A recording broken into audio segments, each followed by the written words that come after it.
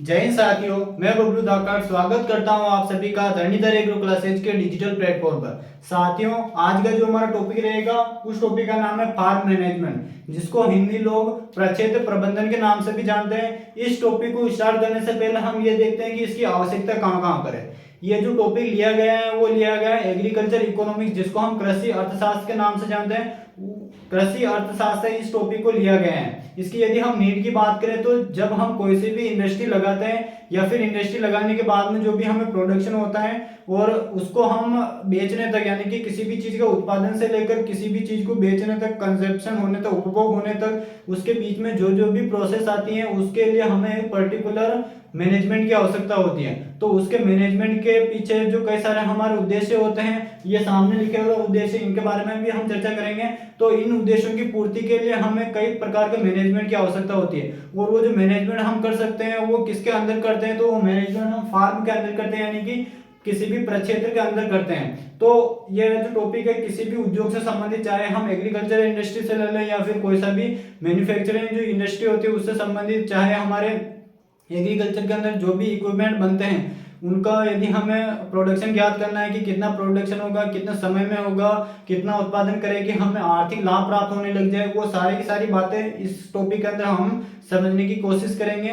तो आइए स्टार्ट करते हैं फार्म मैनेजमेंट। आप भी कॉपी पेन लेकर बैठेगा, प्रॉपर नोट्स बनाते हुए चलेगा और इसे अपने साथियों के साथ में ज्यादा से ज्यादा शेयर कीजिएगा, ठीक है ना। तो फार्म मैनेजमेंट की यदि हम बात करें तो सबसे पहले इसको समझने से पहले हम ये देखते हैं कि जो अल्टीमेटली जो फार्म और जो मैनेजमेंट जो शब्द है, इस शब्द का शाब्दिक अर्थ क्या होता है। अगर इसका अर्थ हमें समझ में आ गया तो इसका जो परिभाषा होती है, या फिर हम बात करें जब हम फार्म का मैनेजमेंट करते हैं तो वो सारी चीजें हमें ऑटोमेटिक समझ में आने लग जाएगी। तो सबसे पहले आता है फार्म। तो फार्म क्या होता है, तो फार्म जो होता है वो क्या होता है, एक भूमि का भाग होता है। एक भूमि का भाग होता है जिस पर हम क्या करते हैं, कृषि उद्योग करते हैं या फिर कोई भी इंडस्ट्री लगाते हैं, और उससे अल्टीमेटली लास्ट में हम क्या लेने लग जाते हैं, उत्पादन प्राप्त करने लग जाते हैं। उसे हम क्या कहते हैं, फार्म के नाम से जानते हैं। दूसरा आता है मैनेजमेंट। मैनेजमेंट का अर्थ क्या होता है, तो जो हमने कृषि उद्योग स्थापित किया था या फिर कोई सी भी इंडस्ट्री हमने लगाई थी उसको सुव्यवस्थित ढंग से आगे हम किस प्रकार से बढ़ा सकते हैं, उससे वो कार्य करना है, क्या कहलाता है, मैनेजमेंट कहलाता है, यानी प्रबंधन कहलाता है। तो क्या हो जाएगा, सुव्यवस्थित ढंग से कार्य को आगे बढ़ाना या फिर करना क्या कहलाता है, मैनेजमेंट कहलाता है। जैसे उदाहरण के रूप में हम बात कर लेते हैं और किसी से संबंधित नहीं बात करते, हम हमारी खुद की बात कर लेते हैं। जैसे हम बात करते हैं, जो ये मैं अभी क्लास रिकॉर्ड कर रहा हूँ, ये जो रिकॉर्ड कर रहा हूँ किसी न किसी स्थान पर रहकर कर रहा हूँ, तो वो जो स्थान हो जाएगा वो क्या है, एक अल्टीमेटली ये भूमि का भाग है, ठीक है। और जहां पर मैं कृषि या कृषि कार्य तो हम नहीं कर रहे, यहाँ पर मान लीजिए ये मैं जो रिकॉर्डिंग कर रहा हूँ वो एक इंडस्ट्री मान लीजिए, ठीक है, उद्योग मान लीजिए। तो उससे हमें अल्टीमेटली क्या प्राप्त हो रहा है, उत्पादन प्राप्त हो रहा है, और उत्पादन के रूप में हमें क्या प्राप्त हो रहा है, उत्पादन के रूप में तो हमें नॉलेज प्राप्त हो रहा है। तो वो हमारा एक आउटपुट हो जाएगा, ठीक है। और इसको चलाने के लिए जो मैं प्रबंधन कर रहा हूँ, यानी कि मेरी जो भी स्किल है जिसको मैं टेक्निकल टीम के रूप में वर्क कर रहा हूँ, इसको एडिट करने के लिए जो भी मैं इसको सुव्यवस्थित ढंग से और अच्छा किस तरह से बेहतर बना सकता हूँ, तो वो क्या हो जाता है, हमारा प्रबंधन हो जाता है, ठीक है। तो इसकी अब हम परिभाषा की बात करें तो परिभाषा क्या हो जाएगा कि फार्म पर उपलब्ध सीमित संसाधन। परिभाषा ध्यान से सुनना, फार्म पर उपलब्ध सीमित संसाधन। अब वो सीमित संसाधन कौन कौन से होते हैं, तो यहाँ पर मैं लिख देता हूँ, फार्म पर उपलब्ध जो संसाधन होते हैं वो हमारे पास में कौन कौन से हो सकते हैं। तो संसाधन की यहाँ पर हम बात करें तो इनको हम इन शॉर्ट इनपुट कह सकते हैं। क्या कर सकते हैं, इनपुट कह सकते हैं, ठीक है ना। तो संसाधन कौन कौन सा हो जाएगा, हमारे पास में लैंड हो जाएगी, ठीक है ना, जिसको हम भूमि के नाम से जानते हैं, ठीक है। लैंड हो गया, लेबर हो गया, ठीक है, लेबर हो गया, कैपिटल हो गया जिसको हम पूंजी के नाम से जानते हैं, कैपिटल हो गया, ठीक है। इसके अतिरिक्त हम बात करें, इसके अतिरिक्त हमारे जो भी कॉस्ट हो जाएगी, लागत आ जाएगी, वो हो जाएगी। इसी प्रकार हम बात करें सारी मशीनरी हो जाएगी, ठीक है, सारी की सारी जो भी मशीनरी होती है वो आ जाएगी हमारे इसके अंदर। इसी प्रकार हम बात करें अगर एग्रीकल्चर की बात करें तो इसके अंदर हमारे इनपुट के रूप में सीड आ जाएगा, फर्टिलाइजर आ जाएगा, ठीक है। इसी प्रकार इंसेक्टिसाइड आ जाएगा। तो ये सारे के सारे क्या होते हैं, इनपुट होते हैं, और इनका उपयोग करके हम क्या लेते हैं, आउटपुट प्राप्त करते हैं, यानी कि उत्पादन लेते हैं। तो इसकी परिभाषा क्या हो जाएगा, फार्म पर उपस्थित सीमित संसाधनों का इष्टतम उपयोग करके अधिक से अधिक क्या प्राप्त करना होता है, लाभ प्राप्त करना होता है। उसी को क्या कहा जाता है, फार्म प्रबंधन के नाम से हम जानते हैं। किस नाम से जानते हैं साथियों, फार्म प्रबंधन के नाम से हम जानते हैं। तो ये जितना मैंने थ्योरी के रूप में बताया, अब हम इसको एक अच्छे से एक डायग्राम के रूप में समझ लेते हैं ताकि आपको भी किसी भी प्रकार का कोई समस्या नहीं रहे। यदि हम बात करें फार्म की, तो मान लीजिए ये एक हमारे पास में एक फार्म है, मान लीजिए ये एक हमारे पास में फार्म है, और ये जो फार्म है इसका मान लीजिए ये हमारे पास में 5 हेक्टेयर का एक फार्म है, ठीक है ना, 5 हेक्टेयर का एक फार्म है। अब इस फार्म के अंदर हमने कई सारे उद्योग स्थापित करेंगे। जैसे हम बात करें इस वाले भाग के अंदर हमने कृषि कार्य स्टार्ट कर दिया।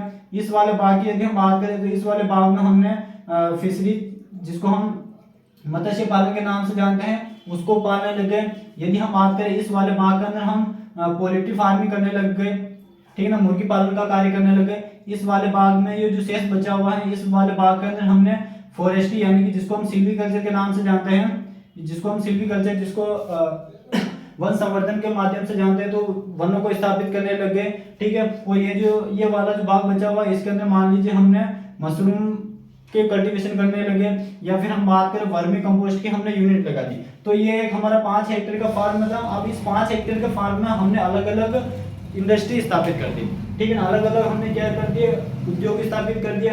अब इन उद्योग को हम स्थापित करने के बाद में इसको लार्ज लेवल पर आगे लेकर जाना चाहते हैं, और इनको लार्ज लेवल पर आगे लेकर जाना चाहते हैं, और इनसे हम क्या प्राप्त करने लग जाते हैं, उत्पादन प्राप्त करने लग जाते हैं, या फिर लाभ प्राप्त करने लग जाते हैं। इसी को क्या कहा जाता है, फार्म मैनेजमेंट कहा जाता है। अब फार्म मैनेजमेंट में क्या आता है, फार्म मैनेजमेंट में आता है इनको चलाने के लिए हमें अल्टीमेटली इनपुट की आवश्यकता होती है, यानी कि लेबर की आवश्यकता होगी, और हमारे पास में मान लीजिए भूमि की आवश्यकता होगी, सिंचाई का जो पानी होता है उसकी आवश्यकता होगी, हमें लाइट की आवश्यकता होगी। तो ये सारे के सारे हमारे पास में क्या होता है, इनपुट होते हैं। तो हमारे पास में भूमि केवल 5 हेक्टेयर है, इसी 5 हेक्टेयर में हमें इसको विस्तार भी करना है, और साथ ही साथ में इससे हम अधिक उत्पादन भी प्राप्त करना है। तो उनका जो सही सुव्यवस्थित जो प्रबंधन होता है उसी को क्या कहा जाता है, फार्म मैनेजमेंट के नाम से हम जानते हैं, ठीक है ना। तो ये इसका एक डायग्राम से समझाने की मैंने प्रयास किया है। तो ये होता है फार्म मैनेजमेंट। अब हम देखते हैं कि फार्म मैनेजमेंट के उद्देश्य क्या होते हैं, कि जो भी हम फार्म मैनेजमेंट कर रहे हैं उसके पीछे कोई ना कोई हमारा पर्पस तो होता ही होता है। तो पहला उद्देश्य क्या हो जाएगा, प्रॉफिट, यानी कि हमें कम समय में, या फिर हम बात करें जो हमारे पास में कम भूमि का जो टुकड़ा था, उस भूमि के टुकड़े से हम अधिक से अधिक उत्पादन किस प्रकार से ले सकते हैं, या फिर हम किस प्रकार से अधिकतम लाभ प्राप्त कर सकते हैं, वो हमारा पहला उद्देश्य होता है फार्म मैनेजमेंट के अंदर। दूसरा आता है कॉस्ट को कम करना, यानी कि जो भी हमने इनपुट लगाया है, इनपुट के लगाने के लिए जो भी हमें लागत की आवश्यकता होती है, वो हम कम से कम लागत में अधिक से अधिक इनपुट परचेज कर सकें और उनका उपयोग करके अधिकतम लाभ प्राप्त कर सकें। ये दूसरा उद्देश्य होता है। तीसरा उद्देश्य होता है रोजगार, यानी कि हम जो लेबर थी हमारे पास में, उन लेबर को हमने क्या दे रखा है, रोजगार दे रखा है। तो हम कम लागत में अधिकतम कितने व्यक्तियों को रोजगार दे सकते हैं इंडस्ट्री के अंदर, ये हमारा तीसरा उद्देश्य होता है। और चौथा होता है इनपुट इफिशियंसी। इनपुट इफिशियंसी का अर्थ होता है कि जो भी हमारे पास में साधन उपलब्ध हैं, उन साधन का हम कम से कम साधनों का अधिक से अधिक बार उपयोग कर सकते हैं। जैसे उदाहरण के रूप में हम बात करते हैं, हमने यहाँ पर पानी की बात करें, पानी की यदि हम बात करें तो जो हमारे पास में पानी था, उस पानी के लिए हमने क्या किया, हमने सबसे पहले जो पानी था उसको हमने कृषि कार्य में उपयोग में लिया। अब कृषि कार्य में उपयोग में होने के बाद में उसके खेत जो है उसके निचले हिस्से के अंदर हमने क्या करने लगे, जो हमारा खेत है उसके निचले हिस्से में हम क्या करने लगे, तो मछली पालन करने लगे। तो जैसे हमने खेतों में पानी छोड़ा तो वो पानी बहकर चला जाएगा नीचे के हिस्से में, और नीचे के हिस्से में हमने खड्डा खोद के वहां पर मत्स्य पालन करने लगे। तो उस दशा में क्या होगा, सिंचाई का जो पानी जो होगा, फसल को जितनी आवश्यकता होगी वो फसल ले लेगा, उसके बाद में जो भी पानी बच जाएगा वो खड्डे में जाकर इकट्ठा हो जाएगा, और वहां पर हम क्या करने लगे, मछली पालन करने लगे। ठीक है, मछली पालन करने लगे, और मछली पालन करने के बाद में जो भी उसका मछली पालन कर रहे हैं और उसमें अगर पानी अधिक मात्रा में है तो उसका उपयोग हमने किसमें कर लिया, मशरूम पालन में करने लगे, या फिर वर्मी कंपोस्ट पालन में करने लगे। ठीक है ना, वर्मी कंपोस्ट के अंदर जो केंचुए होते हैं उनके ऊपर जो भी हमारा वेस्ट मटेरियल होता है उनको हम गीला करने में लगे। तो ये क्या होता है, पानी का इष्टतम उपयोग या फिर अधिकतम उपयोग, यानी कि हमने एक उद्देश्य की पूर्ति के साथ साथ में हमारे जो अप्रत्यक्ष जो उद्देश्य थे उनकी भी पूर्ति हो जाती है। उसे क्या कहा जाता है, इनपुट एफिशिएंसी को इंक्रीज करना कहलाता है। ठीक है, दूसरा आता है फार्म इनपुट का मूल्यांकन। फार्म इनपुट का मूल्यांकन का शाब्दिक अर्थ होता है कि हमारे पास में जो भी फार्म पर जो भी अभी मैं नाम बताया था, जैसे सीड हो गया, मशीनरी हो गया, लेबर, कैपिटल, ये जितने भी हमारे पास में इनपुट थे इनका हमें मूल्यांकन पता चल जाता है, यानी कि विश्लेषण हो जाता है कि किस फार्म के अंदर हमें कितने इनपुट की आवश्यकता होगी, तो हम वही इनपुट वहां पर काम में लेते हैं। जैसे हम बात करें एग्रीकल्चर के लिए हमें केवल 3 इनपुट की आवश्यकता है, तो हम बाकी के जो शेष जो इनपुट होते हैं वो किसी अदर फार्म में लगा देते हैं, तो हमें उनका यूटिलाइजेशन सही हो जाता है, तो उनके मूल्यांकन में हो जाता है। और जो अगला जो आता है वो आता है नई तकनीकी के ज्ञान। नई तकनीकी के ज्ञान का शाब्दिक अर्थ होता है, मान लीजिए पहले हम कृषि कार्य जो कर रहे थे उसके लिए हम मान लीजिए यहाँ पर हम जो कृषि कार्य जो कर रहे थे उसके लिए जो हम सिंचाई जो कर रहे थे वो हम पहले जो सिंचाई कर रहे थे वो मुख्य रूप से हम थाला विधि से कर रहे थे, ठीक है ना, थाला विधि से कर रहे थे। और उसके बाद हमारे पास में नई टेक्नोलॉजी आ गई। उसके बाद में हमने क्या किया, यहाँ पर हम ड्रिप विधि से सिंचाई करने लगे।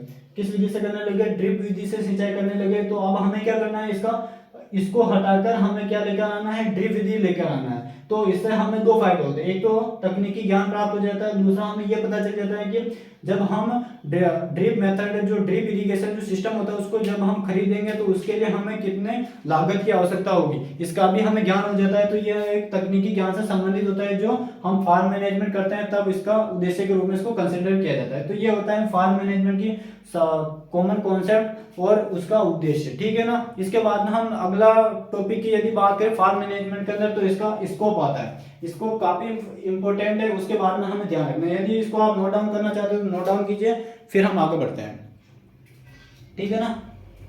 अब हम बात कर लेते हैं इसके अंदर फार्म मैनेजमेंट का स्कोप।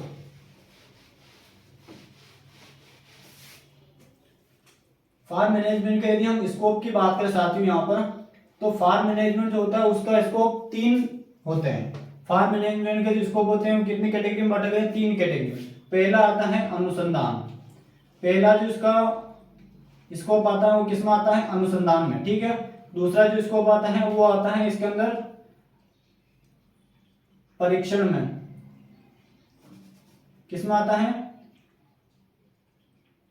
परीक्षण, जिसको हम ट्रेनिंग के नाम से भी जानते हैं, ठीक है ना, परीक्षण या ट्रेनिंग में। नंबर तीसरा जो आता है वो आता है प्रसार या फिर एक्सटेंशन में।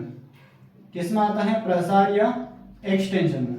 ये इसके 3 स्कोप होते हैं। इनकी यदि हम बात करें तो अनुसंधान में क्या किया जाता है, तो अनुसंधान में जो क्या कार्य किया जाता है तो वो किया जाता है इसके अंदर समस्या का निवारण किया जाता है। समस्या का निवारण किया जाता है। मान लीजिए हमने कोई भी फार्म लगाई, जैसे हम बात कर रहे थे, हमने गेहूं की खेती करना प्रारंभ कर दिया, जो हम एग्रीकल्चर कार्य कर रहे हैं, कृषि कार्य कर रहे हैं, ठीक है ना। तो उसमें क्या होता है, जब हम गेहूं की खेती करते हैं तो उसके अंदर हमें कई सारी समस्याओं का सामना करना पड़ता है। जैसे हम बात करें जो हमने गेहूं की फसल लगा रखी है उससे हमें कम उत्पादन हो रहा है, उसका जो उर्वरक उपयोग दक्षता जो होती है वो कम है। इसी के अतिरिक्त हम बात करें जो फसल की जो जल ग्रहण जो क्षमता होती है वो बहुत अधिक है।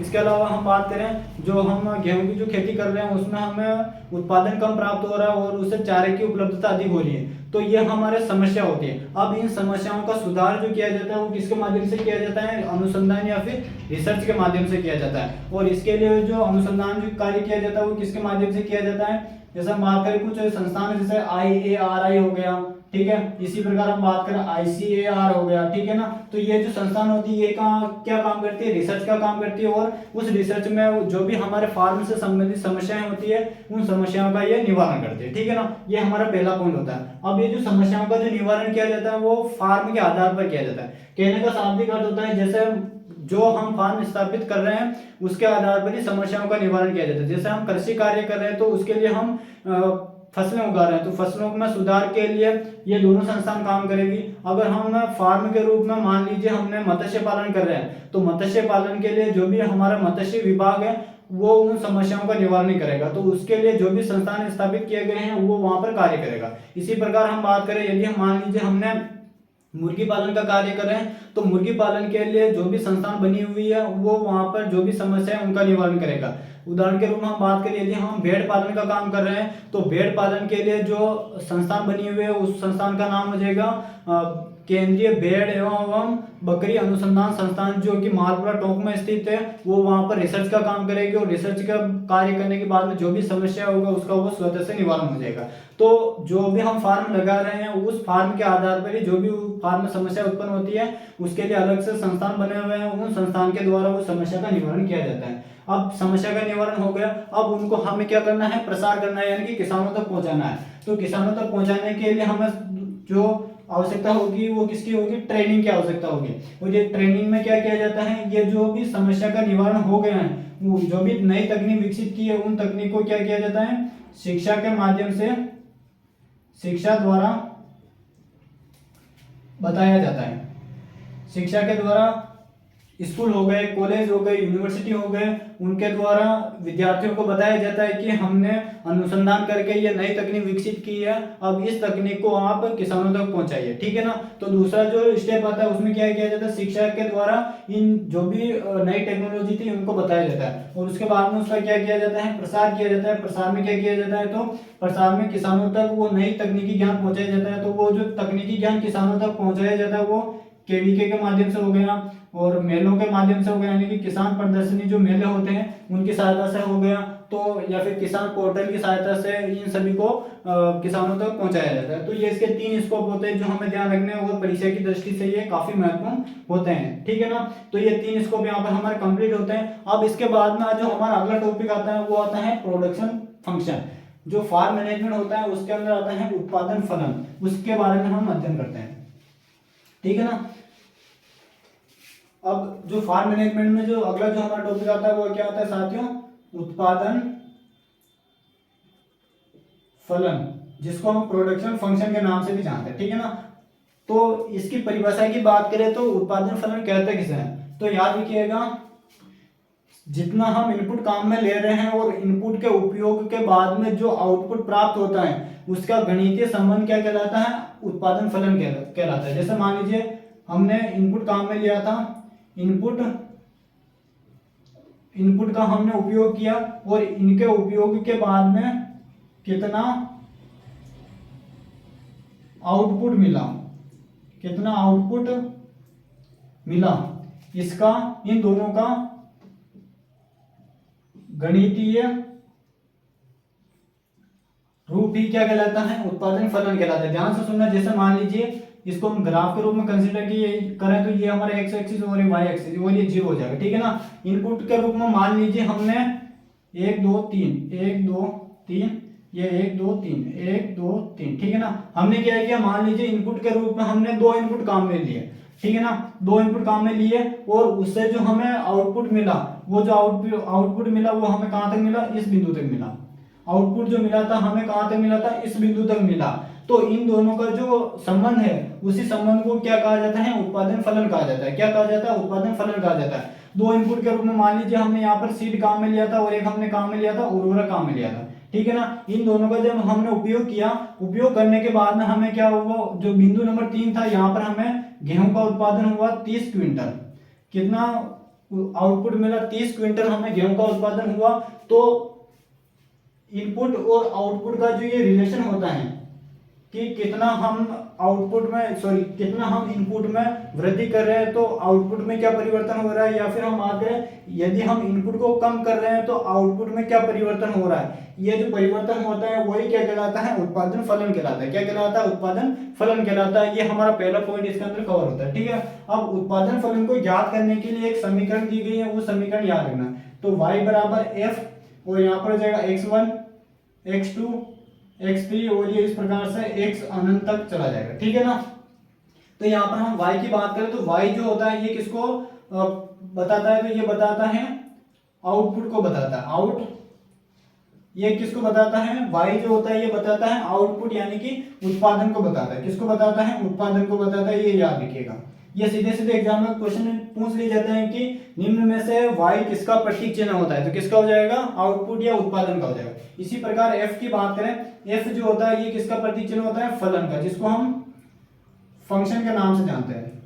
ये जो होता है किसका प्रतीक चिन्ह होता है, ये फंक्शन का प्रतीक चिन्ह होता है, ये ध्यान रखना। नेक्स्ट आता है x जो होता है ये किसका प्रतीक चिन्ह होता है, इनपुट का प्रतीक चिन्ह होता है। किसका होता है, इनपुट का ये प्रतीक चिन्ह होता है। अब बात करें यहाँ पर, जैसे यहाँ पर हमने x1 x2 x3 इस प्रकार से काम में लिया, तो इनपुट के रूप में x1 जो हो जाएगा मान लीजिए सीड होगा। अब ये जो इनपुट होता है वो कई प्रकार के होते हैं, ठीक है ना। तो उसी के आधार पर x1 जो होगा वो सीड हो जाएगा, x2 जो होगा वो हमारे फर्टिलाइजर हो जाएगा, x3 जो हो जाएगा वो हमारे वातावरण की दशा हो जाएगी, x4 जो होगा लेबर हो जाएगा, x5 जो होगा हमारे लैंड हो जाएगा। इसी प्रकार xn जो होगा वो अल्टीमेटली कोई ना कोई दूसरा कारक हो जाएगा, जिसमें कीटनाशी आ जाएगा, सिंचाई का साधन आ जाएगा, हमारे मशीनरी आ जाएगा। वो सारे के सारे हमारे जितने भी इनपुट होते हैं वो सारे के सारे उनको हम x के रूप में कंसीडर किए जाते हैं, ठीक है ना।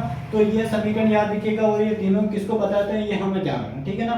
तो ये उत्पादन फलन यहाँ पर हमारे इसका कॉन्सेप्ट कंप्लीट होता है। अब ये जो उत्पादन फलन हम ले रहे हैं, अल्टीमेटली हम क्या कर रहे हैं, एक फार्म में स्थापित कर रहे हैं। फार्म में हमने क्या किया, कृषि कार्य किया, यानी कि हम फसल का उत्पादन कर रहे हैं या फिर कोई भी हम मैन्युफैक्चरिंग यूनिट लगा रहे हैं, तो उससे अल्टीमेटली हमें उत्पादन प्राप्त होगा। अब वो जो उत्पादन होता है वो दो प्रकार का होता है। एक तो होता है हमें कम समय के लिए प्राप्त हो सकता है, वो दूसरा हो सकता है हमें अधिक समय के लिए प्राप्त हो सकता है। कम समय का शाब्दिक अर्थ हो सकता है कि कुछ महीने हो सकते हैं या फिर 1 से 1.5 साल तक प्राप्त हो सकता है, तो उसे हम लघु समय के लिए उत्पादन के नाम से जानते हैं, ठीक है। और हो सकता है कोई उत्पादन जो वो हमें 5 वर्ष, 10 वर्ष, 20 वर्ष लगातार उसे उत्पादन प्राप्त होता रहे, तो उसको हम दीर्घ समय का उत्पादन फलन के नाम से जानते हैं। तो ये जो उत्पादन फलन जो होता है ये 2 प्रकार का होता है। उत्पादन जो फलन होता है वो कितने प्रकार का होता है साथियों, 2 प्रकार का होता है। उत्पादन फलन जो होता है ये कितने, 2 प्रकार का होता है। बात करें कौन कौन सा होता है, तो पहला तो होता है इसके अंदर शॉर्ट टाइम प्रोडक्शन फंक्शन और लॉन्ग टाइम प्रोडक्शन फंक्शन, ठीक है ना। यानी कि कम समय वाला उत्पादन फलन और अधिक समय वाला उत्पादन फलन। अब इनमें हमें याद क्या रखना है, तो इसमें याद रखिएगा जो शॉर्ट टाइम वाला जो होता है इसमें क्या होता है, तो इसमें एक इनपुट परिवर्तनशील रहता है, एक इनपुट परिवर्तनशील होता है, परिवर्तनशील, ठीक है ना। इसके अंदर जो हम एक इनपुट काम में लेंगे, अभी कैसे होगा वो भी मैं बताऊंगा। तो इसमें एक इनपुट तो क्या रहेगा, परिवर्तनशील, और बाकी के जो अदर जो इनपुट हैं, अदर इनपुट वो क्या रहेंगे, स्थायी रहेंगे, यानी कि वो अपरिवर्तनशील रहेंगे, यानी कि कभी नहीं बदलेंगे, ठीक है ना। एक इनपुट परिवर्तनशील रहेगा, बाकी सबके सब स्थायी रहेंगे। और लॉन्ग टर्म की बात करें तो इसमें याद रखना, इसके अंदर जो सारे जो इनपुट रहेंगे, सारे इनपुट जो रहेंगे वो क्या रहेंगे, परिवर्तनशील रहेंगे।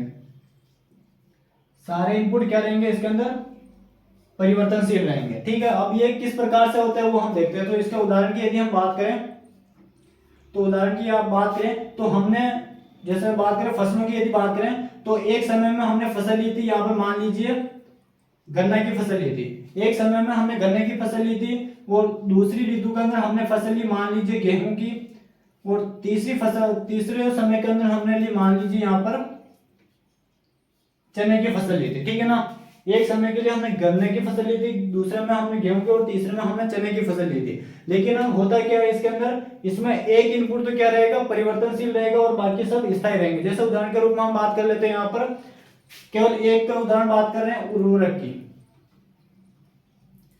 उर्वरक की बात करें, ठीक है ना। ध्यान से सुनना, जैसे हम बात कर रहे हैं एक इनपुट की, उर्वरक की यदि हम बात करें तो उर्वरक की जो मात्रा होती है वो गन्ने में अलग होती है, गेहूं में अलग होती है, और चने में तो बहुत ही कम होती है, ठीक है ना। क्योंकि चने के अंदर राइजोबियम जीवाणु पाया जाता है, वो खुद से नाइट्रोजन का निर्माण स्वयं से कर लेता है, तो वो स्वयं से पूर्ति हो जाती है। तो गन्ने में उर्वरक की मात्रा अलग चाहिए, गेहूं में अलग चाहिए, और चने में अलग चाहिए। लेकिन इनका जब हम उत्पादन करते हैं तो उसके लिए लैंड भूमि एक समान रहेगी, यानी कि भूमि कभी बदलती नहीं है। इसी प्रकार हम बात करें जो भी मशीनरी होगी वो कभी बदलेगी नहीं। जैसे हम बात करें सीड ड्रिल की जो आवश्यकता होती है वो गन्ने में भी होती है, गेहूं में भी होती है, और चने के अंदर भी होती है, ठीक है। गन्ने में नहीं होती है, गन्ने में हम अलग मशीनरी का काम में लेते हैं, ठीक है। इसी प्रकार हम बात करें जो लेबर होगी वो हमें गन्ने में भी आवश्यकता होगी, गेहूं में भी आवश्यकता होगी, और चने में भी होगी, वो लेबर की आवश्यकता होगी, ठीक है ना। तो कहने का शाब्दिक अर्थ ये है कि केवल एक वो जो इनपुट रहेगा वो परिवर्तनशील रहेगा, और बाकी सब के सब क्या रहेंगे, स्थायी रहेगा।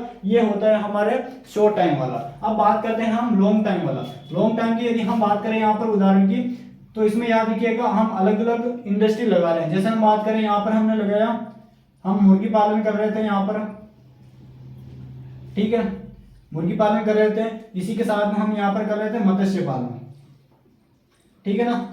मुर्गी पालन और मत्स्य पालन ये दोनों हमने फार्म स्थापित कर रखे हैं हमारे फार्म के अंदर, ठीक है ना। तो होता क्या है, मुर्गी पालन के लिए हमें अलग लेबर की आवश्यकता होगी, यानी कि कहने का अर्थ ये है कि मुर्गी पालन और मत्स्य पालन के लिए हमें अलग अलग कौशल वाले व्यक्तियों की आवश्यकता होगी। जो मुर्गी पालन कर सकता है वो मत्स्य पालन नहीं कर सकता व्यक्ति, और जो मत्स्य पालन कर रहा है वो मुर्गी पालन नहीं कर सकता। इसी प्रकार हमें इनके लिए जो पानी की जो आवश्यकता होगी वो कम होगी, इसके लिए पानी की आवश्यकता अधिक होगी। इसके लिए भूमि की आवश्यकता कम होगी, इसके लिए भूमि की आवश्यकता अधिक होगी। इसका प्रबंधन के लिए जो हमें लेबर की आवश्यकता होगी वो कम होगी, इसके लिए हमें अधिक आवश्यकता होगी, ठीक है। इसी प्रकार हम बात करें मुर्गी पालन के लिए, हमें जो कॉस्ट चाहिए होगी वो ज्यादा चाहिए होगी, इसके लिए जो कॉस्ट चाहिए वो कम चाहिए। यानी कि एक उद्योग से दूसरे उद्योग में जो इनपुट की जो आवश्यकता होगी वो हमेशा क्या रहती है, परिवर्तनशील रहती है।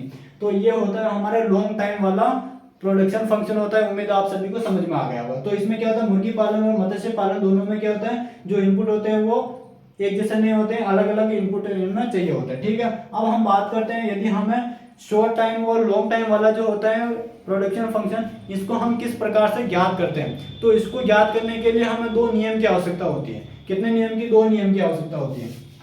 तो यहाँ पर हो जाएगा, यदि हमें शॉर्ट टाइम वाला ज्ञात करना है प्रोडक्शन फंक्शन, तो इसके लिए जो हमें नियम की आवश्यकता होगी वो होगी लॉ ऑफ रिटर्न। उत्पत्ति का जो नियम होता है, इस नियम की सहायता से हम शॉर्ट टाइम वाला प्रोडक्शन फंक्शन ज्ञात कर सकते हैं। और इस लॉन्ग टाइम वाले की बात करें तो इसके लिए जो नियम की जो आवश्यकता होती है वो होती है परिवर्तनशील अनुपातों का नियम। परिवर्तनशील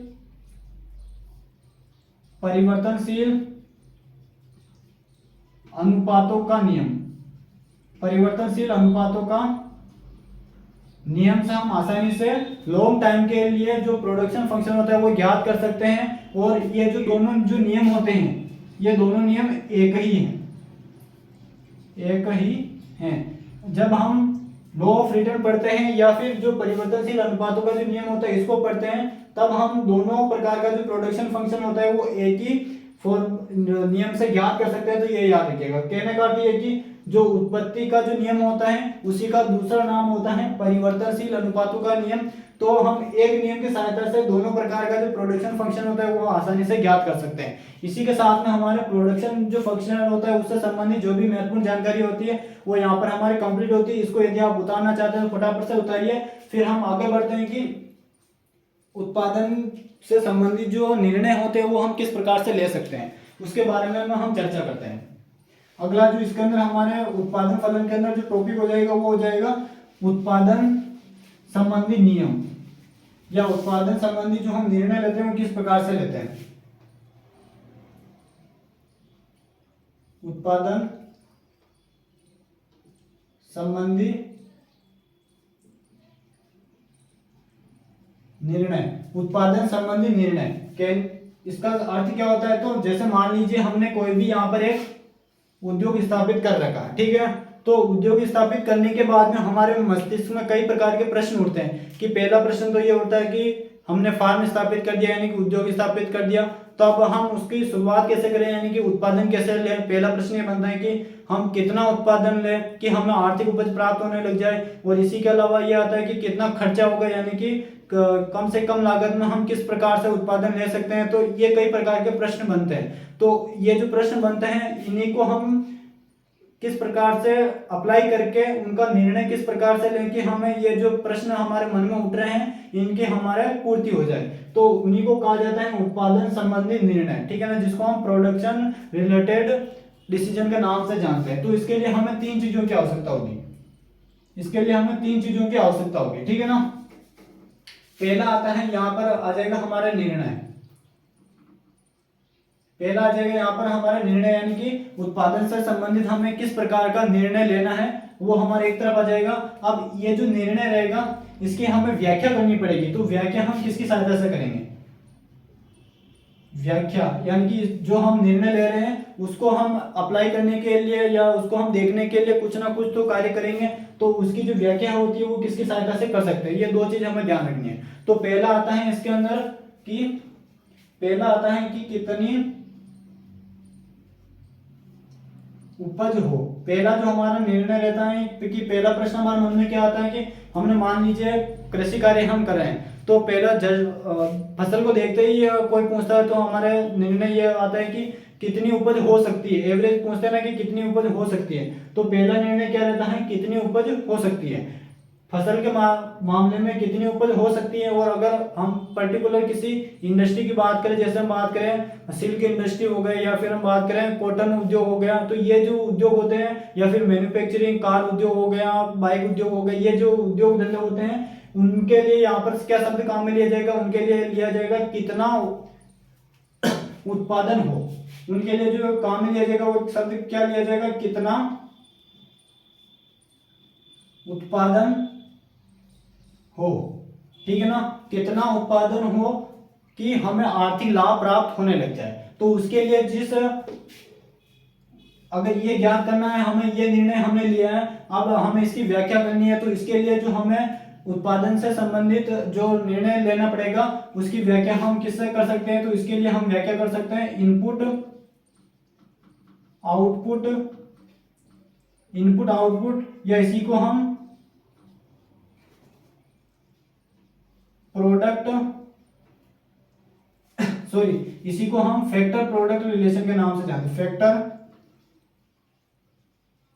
प्रोडक्ट रिलेशन के नाम से जानते हैं। यानी कि अगर हमें कितनी उपज हो इसकी अगर व्याख्या करनी है तो हमें जितना हमने इनपुट लिया है और उससे कितना आउटपुट मिलेगा, इनका जो संबंध होगा उस संबंध के आधार पर हम ये पता कर सकते हैं कि हमें जो उत्पादन हुआ है वो हम लाभ में रहेंगे यानी प्रॉफिट में रहेंगे, लॉस में रहेंगे, या फिर एक समान रहेगा यानी कि ना ही अधिक लाभ हुआ और ना ही हम अधिक हानि हुई, बीच वाला रहेगा।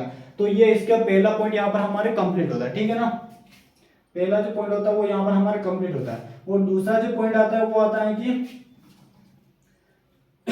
दूसरा आ जाएगा कैसे उत्पादन हो। दूसरा जो पॉइंट आता है वो क्या आता है कि कैसे उत्पादन हो। कैसे का अर्थ होता है कि हमें जो भी इनपुट लगाएंगे तो कैसे उत्पादन होगा, तो उसके लिए हमें इनपुट की आवश्यकता होगी। तो इसमें हो जाएगा इसकी कैसे उत्पादन होगा, तो इसकी जो हम व्याख्या कर सकते हैं वो हम कर सकते हैं इनपुट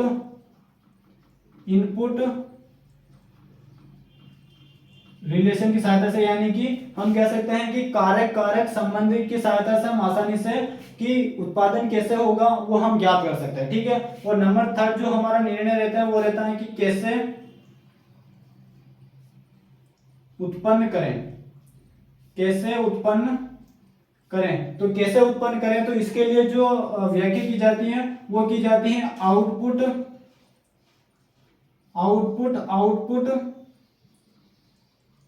रिलेशन। यानी कि जो उत्पाद जो संबंध होता है उसकी सहायता से हम इसकी व्याख्या कर सकते हैं कि कैसे उत्पन्न करेंगे। ठीक है ना, तो इसका और क्या नाम होता है, तो इसका और नाम हो जाएगा यहाँ पर आउटपुट आउट रिलेशन का जो दूसरा नाम हो जाएगा वो क्या हो जाएगा, प्रोडक्ट रिलेशन। ठीक है, और ये जो इनपुट जो रिलेशन होता है इसका दूसरा नाम हो जाएगा यहाँ पर फैक्टर रिलेशन। क्या हो जाएगा, फैक्टर रिलेशन इसका दूसरा नाम हो जाएगा, ये हमें ध्यान रखना है। ठीक है, ठीक है ना, जो इसका जो दूसरा नाम क्या हो जाएगा, फैक्टर रिलेशन, यानी कि कारक संबंध हो जाएगा। और तीसरे वाले जो हो जाएगा उसका क्या नाम हो जाएगा, आउटपुट रिलेशन, या इसका दूसरा नाम हो जाएगा प्रोडक्ट, जिसको हम उत्पाद संबंध के नाम से भी जानते हैं। ठीक है, तो ये हमारी व्याख्या हो गई। अब जब हम व्याख्या करते हैं तो हमें इनकी व्याख्या करने के लिए हमें नियम की आवश्यकता होगी। क्या होगी, हमें नियम की आवश्यकता होगी। अभी हालांकि हम थोड़ी देर बाद में नियम भी पढ़ेंगे कि कौन कौन से नियम जो होते हैं वो फार्म मैनेजमेंट के अंदर आते हैं, उनके बारे में हम देखेंगे। तो इन तीनों की यदि हमें व्याख्या करनी है, जो हमारे निर्णय है इनकी व्याख्या करनी है, तो इसके लिए हमें किन नियमों की आवश्यकता होगी। तो वो यदि हम बात करें तो जो हमारा पहला जो निर्णय था कि कितनी उपज होगी या कितना उत्पादन होगा, तो इसको ज्ञात करने के लिए हमें जिस नियम की आवश्यकता होती है उस नियम का नाम होता है उत्पत्ति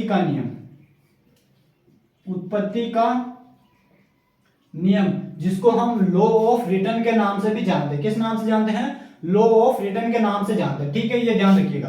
दूसरा जो हमारा निर्णय था वो क्या था कि कैसे उत्पादन करें, यानी कि हमें कितना इनपुट लगेगा जिससे हम अधिकतम लाभ प्राप्त होने लग जाए। तो इसमें हो जाएगा न्यूनतम, इसमें जो सिद्धांत आता है या यहाँ पर हो जाएगा नियम या फिर सिद्धांत, ठीक है ना।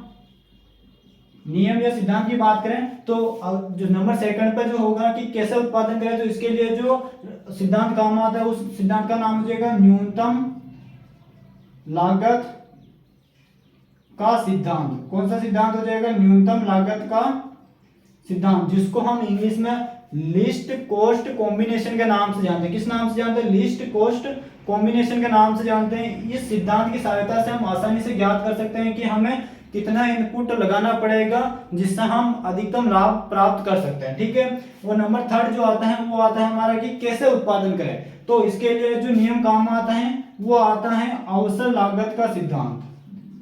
अवसर लागत का सिद्धांत, इसके लिए जो सिद्धांत काम आता है उस सिद्धांत का नाम क्या हो जाएगा? अवसर लागत का सिद्धांत, जिसको हम इंग्लिश में अपॉर्चुनिटी कॉस्ट प्रिंसिपल के नाम से जानते हैं। किस नाम से जानते हैं? अपॉर्चुनिटी कॉस्ट प्रिंसिपल के नाम से जानते हैं, ठीक है ना।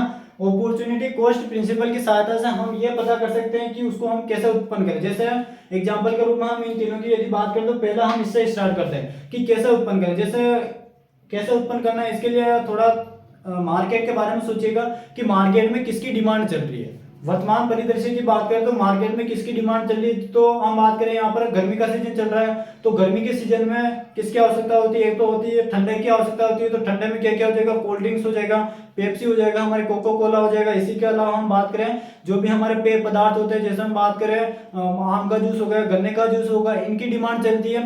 तो उसके लिए हमें क्या करना पड़ेगा? कैसे उत्पन्न करना है। तो कैसे उत्पन्न करने के लिए हमें क्या करना पड़ेगा? अवसर लागत का सिद्धांत उपयोग में लेना पड़ेगा। अवसर लागत का सिद्धांत यही कहता है कि जब हमें अवसर मिले उसी समय उसका उत्पादन करने लग जाओ, उसे क्या कहा जाता है? अवसर लागत का सिद्धांत कहा जाता है। तो इस सिद्धांत की सहायता से हमारा ये जो निर्णय होता है वो हमारा फुलफिल हो जाता है। इसी प्रकार नंबर सेकंड जो आता है कि कैसे उत्पन्न करना है। कैसे उत्पन्न करने का शाब्दिक अर्थ होता है कि मान लीजिए हम जो आम का जो जूस होता है उसका उत्पादन कर रहे हैं, ठीक है ना।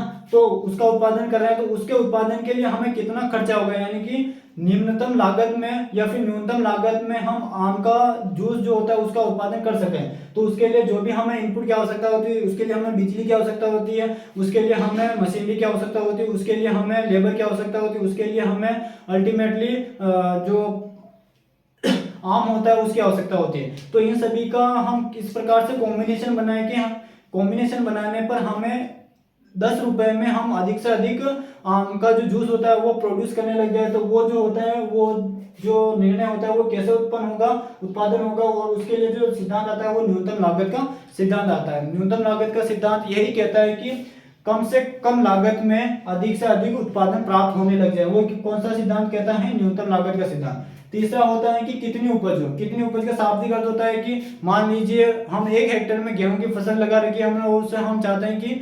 40 क्विंटल हमें गेहूं का उत्पादन हो। और अगला जो हम चाहते हैं कि कोई अलग वैरायटी लगा रखी है तो उसमें हम चाहते हैं कि 50 क्विंटल हमें पर हेक्टेयर गेहूं का उत्पादन हो। तो उसके लिए हम कौन सा नियम काम में लेते हैं? उत्पत्ति का नियम। उत्पत्ति का नियम यही बताता है कि किस दशा में हमें गेहूं का उत्पादन सर्वाधिक होगा। तो वो जो निर्णय की फुलफिल हो जाता है वो किससे हो जाता है कि कितना उत्पादन होगा और कितनी उपज से होगा, वो हमारा उत्पत्ति का जो नियम होता है इससे वो लागू हो जाता है। अब ये किस प्रकार से होता है वो हम अगले वाला जो सेशन पढ़ेंगे उसके अंदर हम देखेंगे इन नियमों के बारे में, ठीक है ना। तो उम्मीद आप सभी को अच्छे से समझ में आ गया होगा कि उत्पादन संबंधी जो निर्णय लिए जाते हैं वो किस प्रकार से लिए जाते हैं। 3 निर्णय लिए जाते हैं, इनकी व्याख्या जो होती है वो हम इनकी सहायता से कर सकते हैं, और ये जो व्याख्या जो हम करते हैं इनकी व्याख्या हम 3 नियमों की सहायता से करते हैं। तो 3 नियम या 3 सिद्धांत की सहायता से करते हैं। उत्पत्ति का नियम, न्यूनतम लागत का सिद्धांत और अवसर लागत का सिद्धांत की सहायता से करते हैं, ठीक है ना। इसका स्क्रीनशॉट लीजिए फटाफट से। और फिर हम अगला टॉपिक जो आता है वो आता है हमारे फार्म मैनेजमेंट के अंदर आने वाले प्रमुख नियम। आज के सेशन में हम केवल और केवल उन नियम के नाम देखेंगे, उसके बाद में हम पर्टिकुलर एक एक नियम को अगले वाले सेशन के अंदर विस्तार से चर्चा करेंगे। इसमें से 3 नाम तो ये आपके सामने लिखे होगा, ठीक है ना। ये तीनों नियम काफी इंपॉर्टेंट है, एग्जाम के अंदर इनसे प्रश्न पूछा जाता है। तो फार्म मैनेजमेंट में आने वाले प्रमुख नियम की यहाँ पर हम बात करें साथियों, तो पहला जो नियम आता है वो कौन सा आता है? वो आता है हमारे उत्पत्ति का नियम। उत्पत्ति का नियम जिसको हम लॉ ऑफ रिटर्न के नाम से भी जानते हैं। किस नाम से जानते हैं? लॉ ऑफ रिटर्न के नाम से जानते हैं। नंबर सेकंड हो जाएगा, वो हो जाएगा न्यूनतम लागत का सिद्धांत। दूसरा जो हो जाएगा न्यूनतम लागत का सिद्धांत, जिसको अंग्रेज लोग लीस्ट कॉस्ट कॉम्बिनेशन के नाम से जानते हैं। किस नाम से जाना जाता है? लीस्ट कॉस्ट कॉम्बिनेशन के नाम से जाना जाता है। तीसरा जो होता है वो हो जाएगा अवसर लागत का सिद्धांत। अवसर लागत का सिद्धांत, जिसको हम अपॉर्चुनिटी कॉस्ट प्रिंसिपल के नाम से जाना जाता है। ठीक है ना। अपॉर्चुनिटी कॉस्ट प्रिंसिपल के नाम से जाना जाता है। नंबर 4 की बात करें तो नंबर 4 पर हो जाएगा हमारे इसमें नंबर 4 की यदि बात करें यहां पर, तो नंबर 4 पर हो जाएगा यहां पर साथियों हमारे नंबर 4 पर जो हमारा नियम हो जाएगा वो हो जाएगा लागत का सिद्धांत। कौन सा सिद्धांत हो जाएगा? लागत का सिद्धांत, जिसको हम कॉस्ट प्रिंसिपल के नाम से भी जानते हैं। कॉस्ट प्रिंसिपल, ठीक है ना, या फिर लॉ ऑफ कॉस्ट के नाम से इसको जाना जाता है। नंबर 5 पर हो जाएगा यहाँ पर हमारे नंबर 5 की यदि बात करें तो नंबर 5 पर हो जाएगा यहाँ पर हमारे नंबर 5 की यदि बात करें तो नंबर 5 पर हो जाएगा सम सीमांत उपयोगिता नियम। सम सीमांत उपयोगिता नियम, ठीक है ना, जिसको हम इंग्लिश के अंदर law of equi marginal return के नाम से जानते हैं। ठीक है ना। तो ये प्रमुख रूप से 5 प्रिंसिपल होते हैं जो फार्म मैनेजमेंट के अंदर कंसीडर किए जाते हैं। इसके अलावा और भी कई सारे होते हैं, उनके बारे में हमें ध्यान रखना है। हमें केवल और केवल इन 5 सिद्धांत को अच्छे से पढ़ना है। इन्हीं से प्रतियोगी परीक्षाओं के अंदर, चाहे सेमेस्टर का एग्जाम हो, उन सभी के अंदर ये प्रश्न पूछे जाते हैं इनसे। ठीक है ना। तो इन प्रिंसिपल के बारे में हम नेक्स्ट सेशन के अंदर कवर करेंगे। इनको एक एक को पर्टिकुलर सेपरेट देखेंगे कि कौन सा प्रिंसिपल क्या कहता है, किस प्रकार से निकाला जाता है, इसका ग्राफ किस प्रकार से बनता है, इसके कैरेक्टर क्या होते हैं, वो सारे फीचर के बारे में हम चर्चा करेंगे। ठीक है ना। तो आज का सेशन हम यही कंप्लीट करते हैं। उम्मीद है आप सभी को आज का सेशन अच्छा लगा होगा। तो अपने साथियों के साथ में अधिक से अधिक शेयर कीजिएगा और मिलते हैं प्रिंसिपल के साथ में। तब तक के लिए जय हिंद, जय भारत।